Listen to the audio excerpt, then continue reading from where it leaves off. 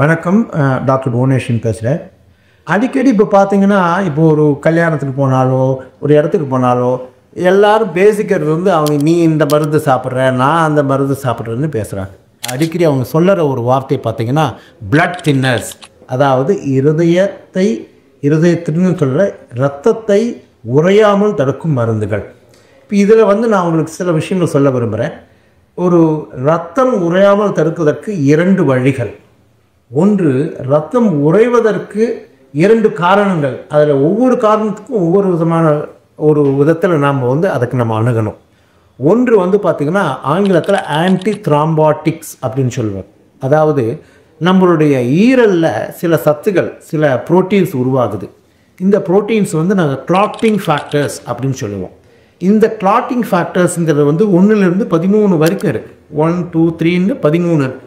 இந்த 13 விதமான அந்த ரத்தம் உறைய வைக்கும் கிளாட்டிங் ஃபேக்டர்ஸ், அதை தடுக்கும் மருந்துகள். அதுக்கு உதாரணம் பார்த்திங்கன்னா ஹெப்பாரின் அப்படிங்கிறது. அதுதான் வந்து இன்ஜெக்ஷன். இப்போ வந்து புதிதாக பல விதமான ஓரலி ஆக்டிங், அதாவது வாய் வழியாக செயல்படக்கூடிய ஆன்டி த்ராம்பாட்டிக் மெடிசன்ஸ் இருக்குது. அந்த மாதிரி மெடிசன்ஸ் வந்து நிறைய இப்போது அபிக்சபான், ரிவராக்சபான், பைவாலுரிடின், இந்த மாதிரி நிறைய மாத்திரைகள் இருக்குது.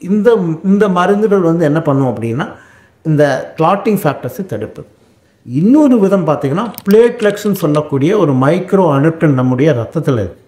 இந்த பிளேட்லெட்ஸ் என்பது அது காரணமாகவும் ஒருவருக்கு இரத்தக்கட்டி உருவாகலாம், ரத்தம் உறையலாம்.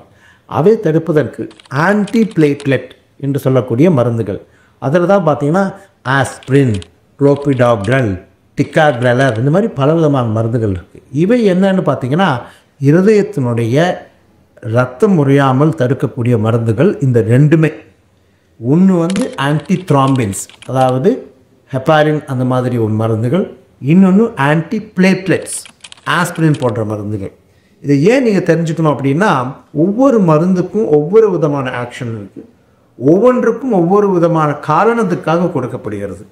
அதனால் முக்கியமாக நான் சொல்ல விரும்புகிறது, இந்த மருந்துகளை தொடங்குவதும் அந்த மருந்துகளை கண்காணிப்பதும் அந்த மருந்துகளை நிறுத்துவதும் எல்லாமே ஒரு மருத்துவனுடைய, முக்கியமாக அதை ஆரம்பித்த மருத்துவனுடைய ஒரு ஆலோசனையின் பேரில் தான் நடக்க வேண்டும். ஏன்னா இந்த பிளட் தின்னர்ஸ் அப்படிங்கிறது நம்முடைய நோய்களை காப்பாற்றுவதற்காக கொடுக்கப்படுவது. ஆனால் அவைகளை சரியாக நம்ம கவனிக்கலை அப்படின்னா அதன் காரணமாக பக்க விளைவுகளும் மாறும். அதனால் தயவுசெய்து இந்த பிளட் தின்னர்ஸுங்கிற மருந்துகளை பற்றின ஒரு சின்ன விளக்கத்தை நீங்கள் புரிஞ்சுட்டு அதற்கேற்றபடி நடக்கும். புரிஞ்சுதா? வணக்கம்.